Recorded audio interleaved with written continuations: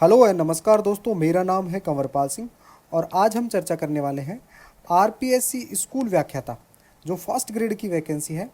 इसमें हिस्ट्री का जो सेकंड पेपर है उसमें पूछे जाने वाले विश्व इतिहास के कुछ मोस्ट इम्पोर्टेंट क्वेश्चन जो अक्सर एग्जाम में पूछे जाते हैं। और आज का हमारा जो टॉपिक है वह है पुनर्जागरण। और ये पुनर्जागरण के ऊपर हमारा थर्ड वीडियो है। यदि इससे पहले वाले वीडियो आपने नहीं देखे, उनका जो लिंक है वो आपको वीडियो के डिस्क्रिप्शन में मिल जाएगा।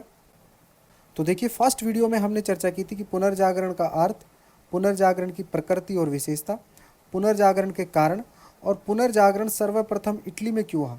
इसके ऊपर जितने भी इम्पोर्टेंट क्वेश्चन बनते हैं उनके ऊपर हमने चर्चा की थी। सेकंड वीडियो में हमने चर्चा की थी पुनर्जागरण के प्रभाव से संबंधित जो इम्पोर्टेंट क्वेश्चन है उनके ऊपर हमने चर्चा की थी। इसमें हमने चर्चा की थी कि पुनर्जागरण का साहित्य, कला और विज्ञान पर जो प्रभाव है उससे संबंधित जितने भी इम्पोर्टेंट क्वेश्चन हैं उनके ऊपर हमने चर्चा की थी। और आज हम चर्चा करेंगे मानवतावाद से संबंधित इम्पोर्टेंट क्वेश्चन, साथ ही पुनर्जागरण के परिणाम से संबंधित जो इम्पोर्टेंट क्वेश्चन है उनकी हम चर्चा करेंगे। तो देखिए, मानवतावाद है, ये पुनर्जागरण की एक प्रमुख विशेषता थी। पुनर्जागरण से पहले क्या होता था, जो केंद्र में था वह ईश्वर था या हम कह सकते हैं धर्म था। लेकिन पुनर्जागरण के समय में क्या हुआ कि केंद्र में कौन आ गया, मानव आ गया। यानी हम कह सकते हैं कि मानव के जो चिंतन का विषय है वह स्वयं कौन हो गया, मानव हो गया, मनुष्य हो गया। और इसे ही मानवतावाद कहा जाता है। और मानवतावाद से संबंधित जो आज का हमारा पहला क्वेश्चन है वह है कि मानवतावाद का अर्थ क्या है। और इसमें 4 कथन दिए हुए हैं और इसी के आधार पर हमें सही कूट का चुनाव करना है। तो देखिए, पहला कथन दिया हुआ है मानव जीवन में रुचि लेना। देखिए, पुनर्जागरण में जो केंद्र में था वह अब मानव था, इसलिए मानव जीवन के अंदर जो रुचि लेना, ये मानवतावाद का प्रमुख अर्थ हम यह कह सकते हैं विशेषता थी। मानव जीवन के अंदर रुचि लेना, इसके अतिरिक्त मानव की समस्याओं का अध्ययन करना और उनको हल करना, साथ ही मानव जीवन का जो महत्व है उसको स्वीकार करना। देखिए, पुनर्जागरण से पहले जो कार्य किए जाते थे वो धर्म को केंद्र में रखकर किए जाते थे और मनुष्य अपने इस जीवन के लिए कोशिश ना करके पारलौकिक जो जीवन है, यानी मृत्यु के बाद में जो जीवन मिलने वाला है, उसके लिए ज़्यादा कार्य करते थे। लेकिन पुनर्जागरण के समय में क्या परिवर्तन हुआ, मनुष्य अपने इहलौकिक यानी इसी लोक में अपना जीवन कैसे सुधारा जाए उसके ऊपर विचार करने लगा। साथ ही मानव जीवन को कैसे सुधारा जाए और उसको कैसे उन्नत बनाया जाए, इसके लिए प्रयास करना, यही मानवतावाद है। तो यहाँ पर कथन 1, 2, 3 और 4 चारों ही सही है। इसलिए इस क्वेश्चन का जो करेक्ट आंसर हो जाएगा वह है ऑप्शन डी। नेक्स्ट हमारा क्वेश्चन है कि मानवतावाद के संबंध में सत्य कथन है। तो देखिए, ऑप्शन ए में दिया हुआ है मानववाद शब्द की उत्पत्ति इटालियन एक वर्ड है ह्यूमैनिटास उससे हुई है, जिसका तात्पर्य होता है उन्नत ज्ञान। अर्थात मानव का किस प्रकार से ज्ञान या उसका जो सर्वांगीण जीवन है उसको किस प्रकार से उन्नत किया जाए, यही मानवतावाद है। तो यहाँ पर ऑप्शन ए सत्य है। सेकंड है पेट्रार्क को मानवतावाद का जनक माना जाता है। तो यहाँ पर ये कथन भी सत्य है। तो देखिए, पेट्रार्क को तो माना जाता है, मानवतावाद का जनक माना जाता है। जबकि यदि हम बात करें इरेस्मस को मानवतावादियों का राजकुमार कहा गया है और इरेस्मस को विश्व नागरिक भी कहा है। प्रीवियस क्वेश्चनों में हमने इसकी चर्चा की थी। तीसरा कथन है कि मानवतावाद का उदय और विकास पुनर्जागरण की सबसे महत्वपूर्ण विशेषता है। तो यहाँ पर भी ये कथन सत्य है। तो यहाँ पर कथन ए, बी और सी तीनों ही सही है। इसलिए इस क्वेश्चन का जो करेक्ट आंसर हो जाएगा वह हो जाएगा उपरोक्त सभी, अर्थात ऑप्शन डी। अब हम चर्चा करेंगे कि पुनर्जागरण के परिणाम से संबंधित जो इम्पोर्टेंट क्वेश्चन है उनके ऊपर हम चर्चा करेंगे। तो पुनर्जागरण के परिणाम से संबंधित आज का हमारा जो पहला क्वेश्चन है वह है पुनर्जागरण के प्रमुख परिणाम है। और यहाँ पर 3 कथन दिए हुए हैं और इसी की सहायता से हमें सही कूट का चुनाव करना है। देखिए, पुनर्जागरण का जो प्रमुख परिणाम है वह है स्वतंत्र चिंतन का विकास। ये सत्य है, क्योंकि पुनर्जागरण से पहले जो मनुष्य था यह रूढ़िवादी था, अंधविश्वासी था। लेकिन पुनर्जागरण के समय में मनुष्य ने रूढ़िवाद के स्थान पर महत्व दिया, तर्क को महत्व दिया, अंधविश्वास के स्थान पर महत्व दिया, वैज्ञानिक दृष्टिकोण को महत्व दिया। और इसी वजह से स्वतंत्र चिंतन का क्या हुआ, विकास हुआ। और इसकी वजह से क्या हुआ कि जो चर्च है उसकी प्रतिष्ठा को भी आघात पहुंचा और मनुष्य के द्वारा अनेक भौगोलिक खोजें की गई। तो यहाँ पर कथन 1, 2 और 3 तीनों ही सही है, इसलिए इस क्वेश्चन का जो करेक्ट आंसर हो जाएगा वह है ऑप्शन सी। नेक्स्ट हमारा क्वेश्चन है कि भौगोलिक खोजों में किन दो देशों की प्रमुख भूमिका रही। तो देखिए, यदि हम यूरोप की चर्चा करें, यूरोप में दो ऐसे देश थे, एक तो है स्पेन और दूसरा है पुर्तगाल। ये दो ऐसे देश हैं, इन्होंने बढ़ चढ़कर भौगोलिक खोजों में भाग लिया और इनकी प्रमुख भूमिका रही।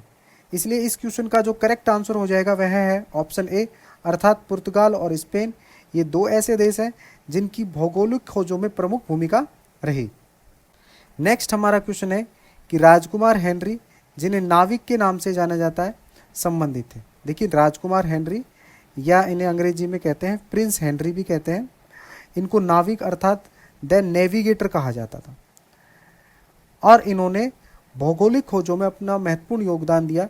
इसी वजह से इन्हें नाविक या द नेविगेटर के नाम से जाना जाता था और इनका संबंध था पुर्तगाल। ये पुर्तगाल के राजकुमार थे और इन्होंने भौगोलिक खोजों को प्रोत्साहन देने के लिए एक नाविक स्कूल की भी स्थापना की पुर्तगाल में। इसके अतिरिक्त इन्होंने 1442 ईस्वी में उत्तरी अफ्रीका का जो तट है उसकी खोज के लिए एक अभियान भेजा, लेकिन यह अभियान बीच में ही रह गया और उसकी वजह थी प्रिंस हेनरी की मृत्यु। तो यहाँ पर इस क्वेश्चन का जो करेक्ट आंसर हो जाएगा वह है ऑप्शन बी, अर्थात राजकुमार हेनरी का जो संबंध था यह था पुर्तगाल से। नेक्स्ट क्वेश्चन है, वह पुर्तगाली नौचालक कौन था जिसने कैप ऑफ स्टॉर्म को पार किया और उसमें सफलता प्राप्त की और इसका नया नाम रखा कैप ऑफ गुड होप। तो देखिए, जब पुर्तगाल में प्रिंस हेनरी की मृत्यु हो जाती है तो उसके बाद में जो भौगोलिक खोजों को आगे बढ़ाने का काम किया वह थे कैप्टन डियाज। कैप्टन डियाज, जिन्हें बार्थोलोम्यू डियाज के नाम से भी जाना जाता है। इनके द्वारा 1488 में जहाँ पर प्रिंस हेनरी ने कार्य छोड़ा था उसको आगे बढ़ाया। प्रिंस हेनरी के द्वारा बनाए गए इस नक्शे को फॉलो करते हुए और ये अफ्रीका के दक्षिणतम बिंदु पर गए और यहाँ पर इन्होंने इसका नाम रखा cap of storm. Cap of storm नाम रखा, लेकिन जो पुर्तगाल के शासक थे जॉर्ज द्वितीय, इनके द्वारा इनका नाम रखा गया, इस स्थान का नाम रखा गया कैप ऑफ गुड होप। और बार्थोलोम्यू डियाज पहले व्यक्ति थे जो दक्षिण अफ्रीका के अंतिम छोर तक पहुंचे। नेक्स्ट हमारा क्वेश्चन है, अमेरिका की खोज किसने की। तो देखिए, पुर्तगाल के समान ही स्पेन ने भी भारत की खोज के लिए अपने अनेक अभियान भेजे, खास करके भारत की खोज के लिए। और ऐसे ही एक नाविक थे कोलंबस। कोलंबस भी भारत की खोज के लिए 3 अगस्त 1492 ईस्वी को अपने 3 जहाज पिंटा, नीना और सेंट मारियो को लेकर और ये रवाना होते हैं। शुरुआत में ये दक्षिण की तरफ जाते हैं और दक्षिण के अंदर यहाँ पर आप देखेंगे कि कैनरा आइसलैंड है और इस कैनरा आइसलैंड के ऊपर पहुँचने के पश्चात ये पश्चिम की ओर यात्रा करना शुरू कर देते हैं। यहाँ पर ये रास्ता भटक जाते हैं और ये जाते हैं अमेरिका के अंदर जो वेस्ट इंडीज़ है वहाँ पर जो बहामास द्वीप है वहाँ तक ये पहुँचते हैं और ये यहाँ पर पहुँचते हैं 12 अक्टूबर 1492 ईस्वी को। यहाँ पर पहुँचने के पश्चात इनके द्वारा कुछ पेड़ पौधों को, कुछ पक्षियों को और मनुष्यों को अपने साथ लिया जाता है और ये वापस पहुँचते हैं स्पेन। स्पेन पहुँचकर ये बताते हैं कि इनके द्वारा भारत को खोज लिया गया, लेकिन इनको ये नहीं पता था कि इन्होंने भारत को नहीं खोजा बल्कि एक अलग ही दुनिया को इन्होंने खोज लिया। अलग दुनिया या नई दुनिया इसलिए कहा गया कि जो ये उत्तरी अमेरिका और ये दक्षिणी अमेरिका है, इससे पहले ये जो अफ्रीका, यूरोप और जो एशिया महाद्वीप थे इनसे अनभिज्ञ थे। तो अमेरिका की खोज का जो श्रेय दिया जाता है यह दिया जाता है कोलंबस को दिया जाता है। तो इसलिए इस क्वेश्चन का जो करेक्ट आंसर हो जाएगा वह है ऑप्शन ए। नेक्स्ट हमारा क्वेश्चन है, वह इतावली कप्तान कौन था जिसने वेनेजुएला मैक्सिको की खाड़ी को खोजा और यूएसए का नाम अमेरिका उसके नाम पर पड़ा। देखिए, इतावली कप्तान थे अमेरिगो द वेस्पुची। इन्होंने पेरिस की तरफ से यात्रा की थी और पेरिस की तरफ से यात्रा करते हुए ये दक्षिणी अमेरिका के पूर्वी तट तक पहुँचते हैं और ये पहले व्यक्ति थे जो दक्षिणी अमेरिका या अमेरिका की मुख्य भूमि पर जाते हैं। इससे पहले जो कोलंबस आए थे, कोलंबस अमेरिका की मुख्य भूमि तक नहीं पहुंचे थे, यह केवल बहामा द्वीप तक पहुंचे थे और इन्हीं के नाम पर इन महाद्वीपों का नाम रखा गया अमेरिका। यह उत्तरी अमेरिका कहलाया और यह कहलाया दक्षिणी अमेरिका। तो इसलिए इस क्वेश्चन का जो करेक्ट आंसर हो जाएगा वह है ऑप्शन डी। नेक्स्ट हमारा क्वेश्चन है, भारत के लिए समुद्री मार्ग की खोज का श्रेय दिया जाता है। देखिए, स्पेन के तो व्यक्ति थे कोलंबस, जो भारत को खोजने के लिए निकले थे, लेकिन उन्होंने खोजा अमेरिका को। उसके बाद में पुर्तगाल के एक नाविक हुए हैं। पुर्तगाल के द्वारा एक नाविक को भेजा गया जिसका नाम था वास्को डिगामा। वास्को डिगामा पुर्तगाल से चलते हैं 8 जुलाई 1497 को 4 जहाज और 170 व्यक्तियों के साथ में, और लिस्बन से अपनी ये यात्रा शुरू करते हैं। और इनके जहाज़ का नाम था साओ गैब्रियल, जिसका नेतृत्व ये स्वयं कर रहे थे। इसके अलावा साओ राफेल, तीसरा इनका जहाज़ था बेरियो, और एक एनाम जहाज़ था, ये आपूर्ति के लिए रखा हुआ था इन्होंने। तो इस प्रकार ये 4 जहाज़ के द्वारा अपनी यात्रा शुरू करते हैं। और बार्थोलोमेव, जो इससे पहले जो पुर्तगाली नाविक थे, उनके द्वारा बनाए गए नक्शे की ओर ये चलते हैं और ये पहुंचते हैं cap of good hope. Cap of good hope को आगे पार करने वाले पहले व्यक्ति थे वास्को डिगामा, और ये अफ्रीका के पूर्वी तट की तरफ चलते हैं। यहाँ पर जो वर्तमान में केन्या है, यहाँ पर एक द्वीप है मिलिंद, इस द्वीप पर ये ठहरते हैं और इनको एक पथ प्रदर्शक मिल जाते हैं अब्दुल मजीद। अब्दुल मजीद ये गुजराती व्यापारी थे, नाविक थे, और ये इनकी सहायता करते हैं भारत पहुंचने में। और यहाँ से ये अपना आगे का सफ़र शुरू करते हैं और 20 मई 1498 ईस्वी को ये पहुँचते हैं भारत के जो केरल में मालाबार तट है वहाँ पर पहुँचते हैं। और वहाँ के जो राजा होते हैं जमोरिन, वो इनका स्वागत करते हैं। तो इस प्रकार से 20 मई 1498 ईस्वी में जो वास्को डिगामा थे वह भारत पहुँचे, और 29 अगस्त 1498 ईस्वी को ये वापस रवाना होते हैं पुर्तगाल के लिए। फिर एक बार 1502 में ये पुनः भारत आते हैं और 1524 ईस्वी में इनकी मृत्यु हो जाती है।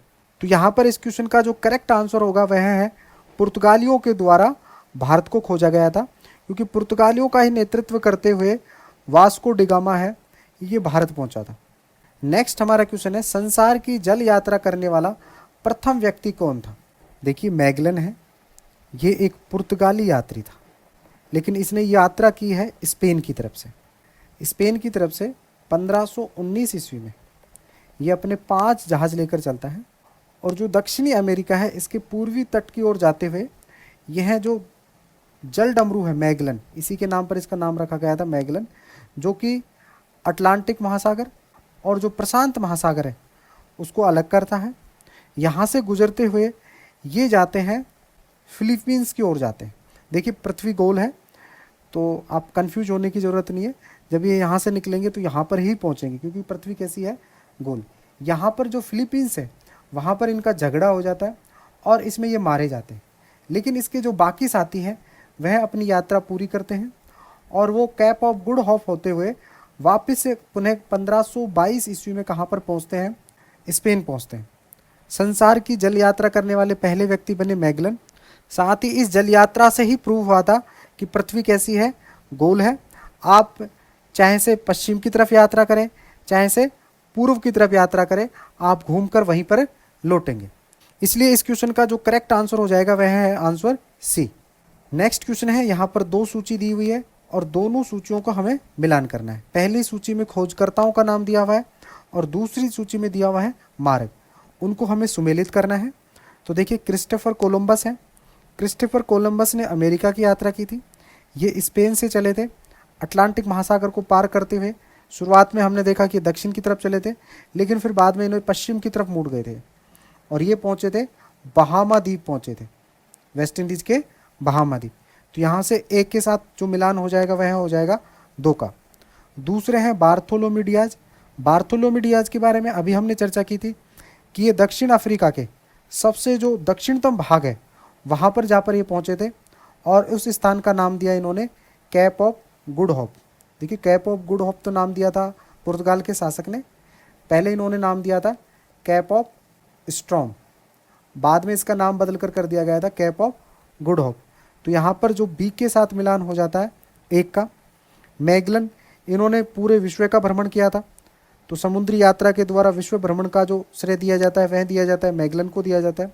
वास्को डी गामा, इन्होंने दक्षिण अफ्रीका के सबसे दक्षिण भाग से घूमकर और मालाबार तट तक पहुंचे थे 20 मई 1498 ईस्वी को, और ये भारत पहुंचने वाले पहले व्यक्ति थे समुद्री यात्रा के द्वारा। तो यहाँ पर डी का मिलान हो जाएगा 4 से, तो A2, B1, C3 और D4 दिया हुआ है ऑप्शन ए में। तो इसलिए इस क्वेश्चन का जो करेक्ट आंसर हो जाएगा वह है ऑप्शन ए। देखिए, इस वीडियो में हमने चर्चा की पुनर्जागरण से संबंधित जो इम्पोर्टेंट क्वेश्चन है उनकी हमने चर्चा की। नेक्स्ट वीडियो में हम औद्योगिक क्रांति से संबंधित जो इम्पोर्टेंट क्वेश्चन है उनके ऊपर हम चर्चा करेंगे। इसके अतिरिक्त आप हमें एक्स जो फॉर्मर ट्विटर है उसके ऊपर फॉलो कर सकते हैं। इसके ऊपर हम डेली MCQs लेके आते हैं जनरल नॉलेज से संबंधित। इसके अतिरिक्त करंट अफेयर और डेली न्यूज़ एनालिसिस के ऊपर हम चर्चा करते हैं। तो आप हमें एक्स के ऊपर फॉलो कर सकते हैं। साथ ही आप हमें टेलीग्राम और जो व्हाट्सअप चैनल है उसके ऊपर भी फॉलो कर सकते हैं। इसका लिंक भी आपको डिस्क्रिप्शन में मिल जाएगा। यदि ये वीडियो आपको अच्छा लगा तो इसे लाइक करें, शेयर करें, साथ ही चैनल को सब्सक्राइब करें। Thank you.